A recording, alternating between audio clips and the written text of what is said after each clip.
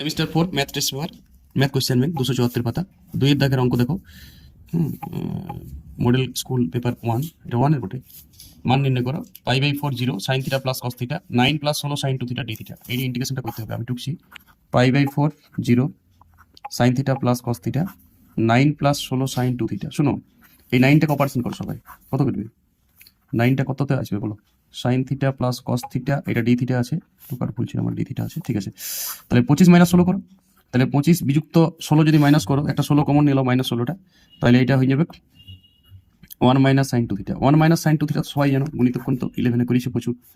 তাহলে এটা হবে 5 whole square minus 1 minus sine theta মানে হচ্ছে 16 sine theta plus cos theta তার হোল স্কোয়ার। লেখা বুঝাচ্ছি না? আমি বলছি sine theta plus cos theta তার হোল স্কোয়ার।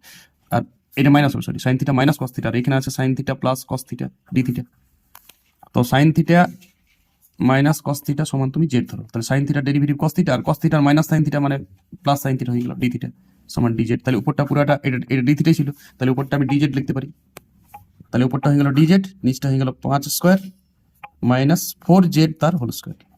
শোনো, এই ফোরটাকে তুমি এইখানে নিয়ে নিতে পারো, 4 কমন নিয়ে নিতে পারো বাইরে, 16 কমন নিয়ে নিতে পারো বাইরে। তো এই ফর্মুলাটা চলে আসবে।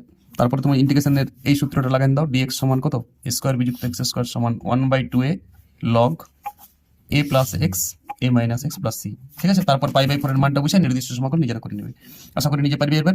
তো তাও আমি একটু দেখাই দিচ্ছি। π/4 0, এখান থেকে কিন্তু এই 4টাকে রাখা চলবে না। তাহলে 4টা যদি কমন যায় 16 কমন যাবে। তাহলে 16 কমন গেলে এইটা ডিজেড 5/4 তার হোল স্কোয়ার হবে বিযুক্ত জেড স্কোয়ার। এবারে তুমি ফর্মুলা লাগাবে, যে ফর্মুলাটা আছে। তাহলে ওইটার মান কত হবে? 1/16 আর সাইন থিটা কস থিটা যদি জেড হয়, তাহলে তুমি এটাকে চেঞ্জও করতে পারো। মাইনাসটাকে জেড ধরেছো, তাহলে 45 হলে জেডটা 0 হয়ে যাবে।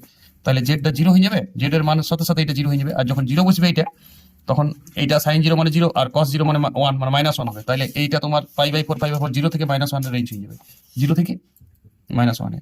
আর তারপরে তুমি এইটা সূত্র বসে দেবে ইন্টিগ্রেশনের সূত্রটা হবে 1/2a মানে 1/2a মানে 1/5/4 লগ a প্লাস এক্স মানে 5/4 প্লাস জেড, আর নিচটা হবে 5/4 মাইনাস জেড। বাস, তারপরে 0 থেকে মাইনাস আমি রেঞ্জটা চেঞ্জ করে নিয়েছি এখানে। তারপর তুমি 0 থেকে মাইনাস এক্স বসে উত্তরটা বাই করেছি। জেডের জায়গায় 0 আর -1 বসে আপার লিমিট লোয়ার লিমিট। কি করে লিমিট চেঞ্জ করলাম সেটা নিশ্চয়ই বুঝছো। যেটা ধরেছি সেটাতে π/4 বসাইলাম, জেডের মান পেলাম, তো π/4 এর জায়গায় 0 হচ্ছে 1/√2 আর 0 যখন বসাচ্ছি তখন cos 0 এর মান -1 দিচ্ছি, cos 0 1 দিচ্ছে, তো মাইনাস ছিল -1 হচ্ছে। 0 থেকে -1 রেঞ্জ নিলাম, এখানে বসান দেবে, প্রপার উত্তর পেয়ে যাবে। এই কাজটা নিজে করো। ওকে।